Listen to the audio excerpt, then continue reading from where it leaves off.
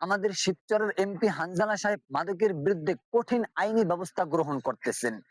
তার মতো যদি প্রত্যেকটা এমপি নিজ নিজ জায়গা থেকে মাদকের বিরুদ্ধে কথা বলতো, তাহলে আমাদের সোনার দেশের সোনার ছেলেরা কখনোই নেশাগ্রস্ত হতো না। তিনি আরো বলেছেন, যদি কেউ মাদক ব্যবসায়ীদেরকে ধরিয়ে দিতে পারে, তাহলে তার পক্ষ থেকে তাদেরকে পুরস্কার দিবে। আলহামদুলিল্লাহ।